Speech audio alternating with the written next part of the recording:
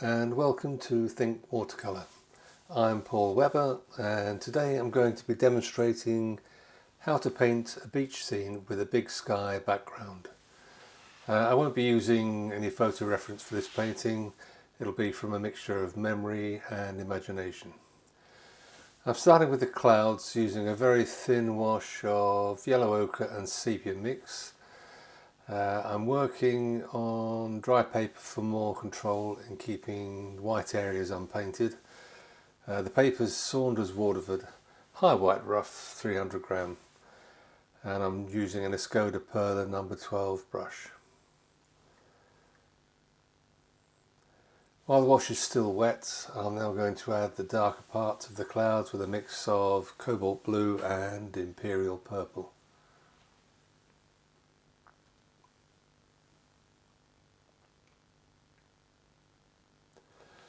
This is a clean damp brush just to soften the edges of the clouds, as I don't want to leave any hard edges there.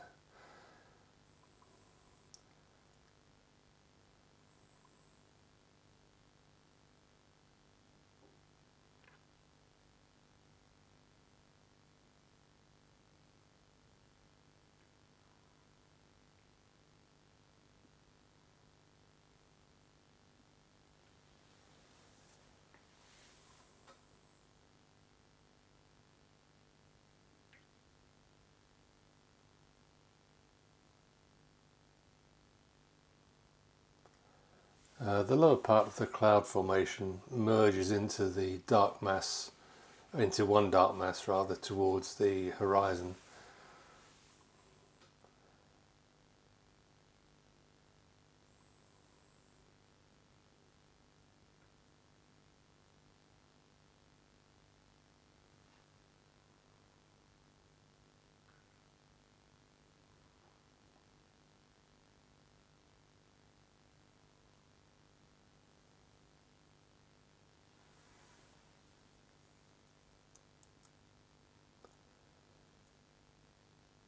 Just doing some softening and blending here just to finish the clouds off.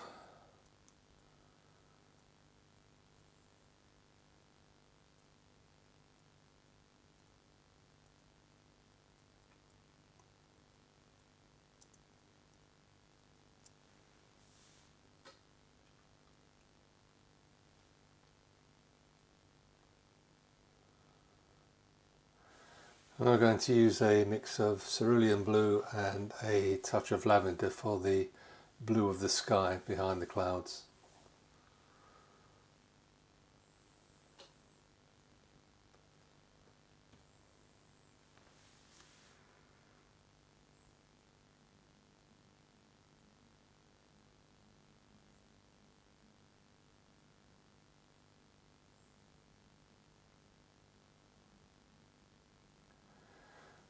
I've gone a bit too light with the mix, so while it's still wet I'm just adding a stronger mix to darken it.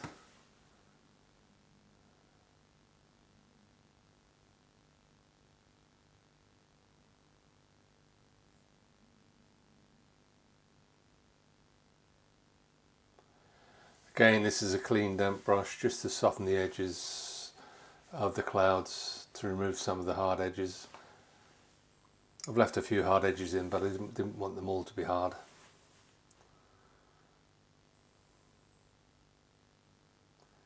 Here I'm using the same sky mix for the water at low tide.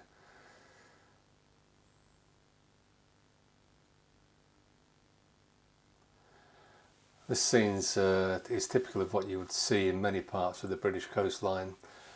Long stretches of flat beach at low tide with big skies as a backdrop. Over the years I've painted this and other coastal scenes many times, and in every one the clouds are totally different. That's the joy of the British climate for an artist. Every day brings a different sky to paint.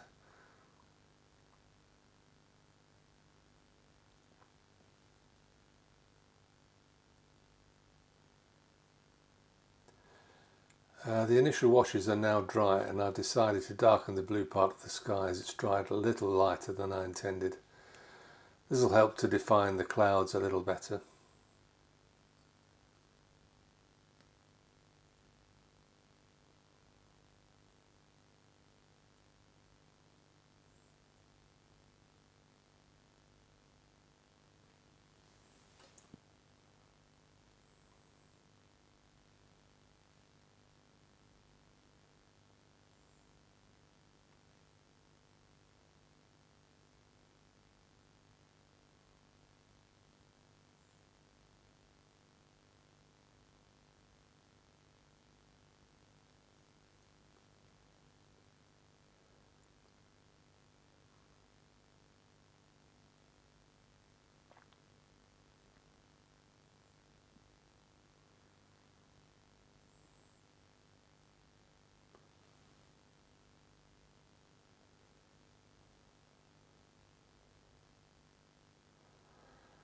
For the beach I'm using a mix of yellow ochre and sepia, gradually adding more pigment for the sand that's closest to us. Working wet in wet prevents any unwanted hard edges in the sand.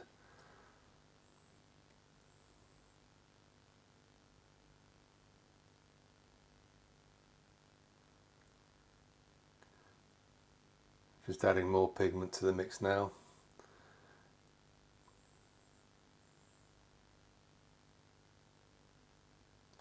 Just keeping it loose. It's very loose detail in the foreground here.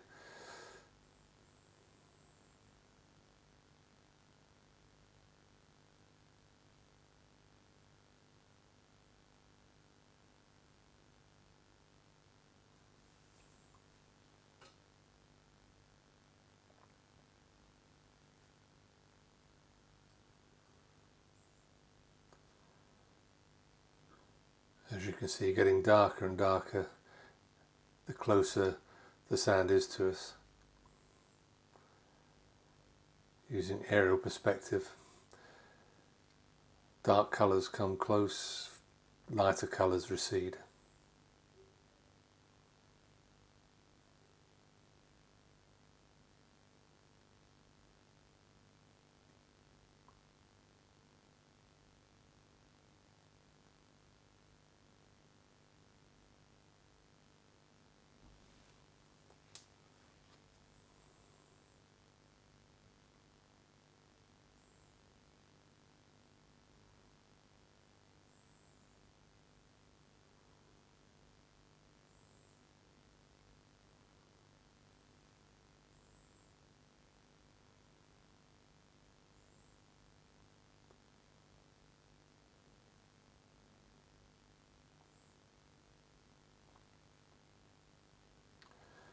For the distant landscape I'm using a mix of cobalt blue and violet, trying to vary the wash so that it's not just one flat wash.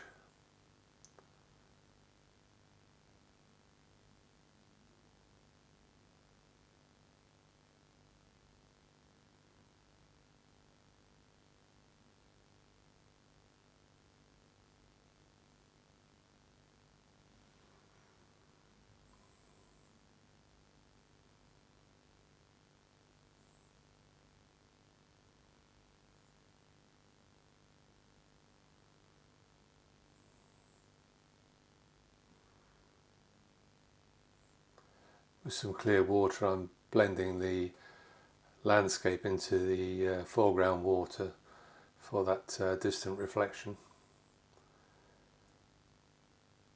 Just dragging the flat of the brush along to loosen the image a little bit. It's a long way away, so it's not very clearly defined to the eye.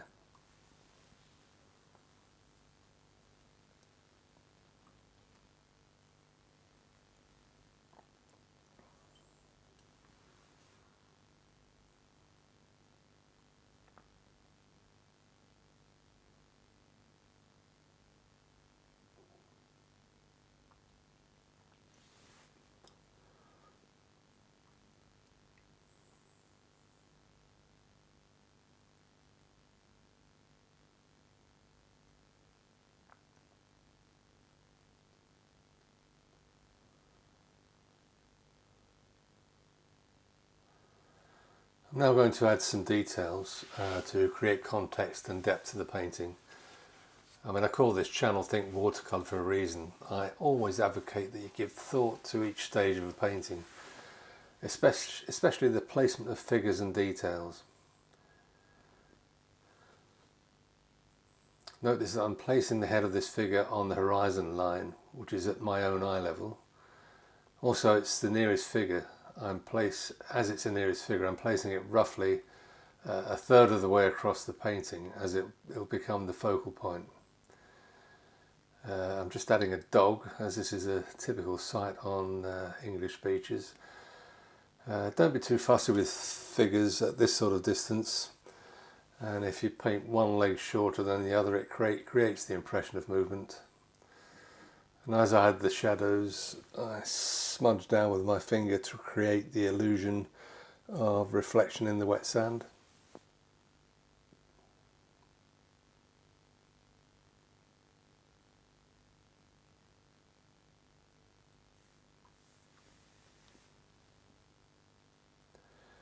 And with just a few simple marks, and again keeping the heads at the same level as the first figure, you create a feeling of depth with some distant figures.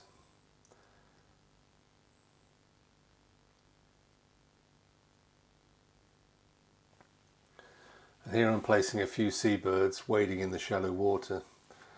Always remember to add the reflections in the water. It adds that feeling of depth to the painting.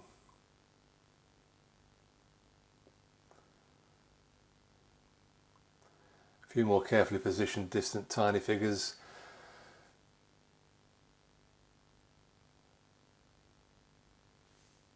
And a bird just coming into land on the water. Again, not forgetting the reflection.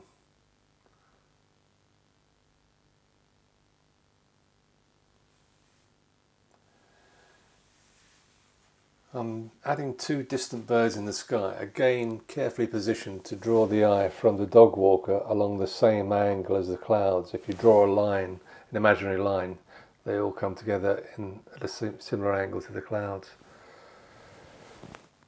For the flotsam and lumps and bumps in the sand nearest to us, I'm using a mixture of sepia and yellow ochre. As I apply each mark, I use my finger to smudge it to avoid hard edges where I don't want them.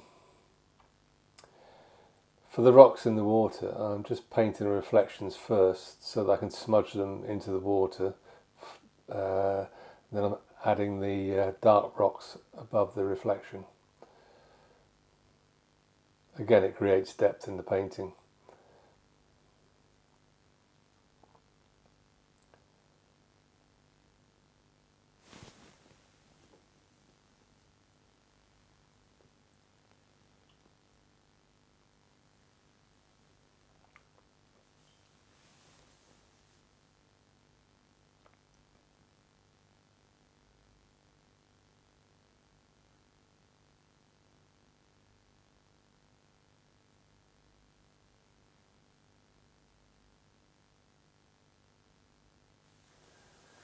Once the painting had dried, I decided to soften the tops of the clouds using some clean water and dabbing with a clean paper towel to remove some of the blue sky.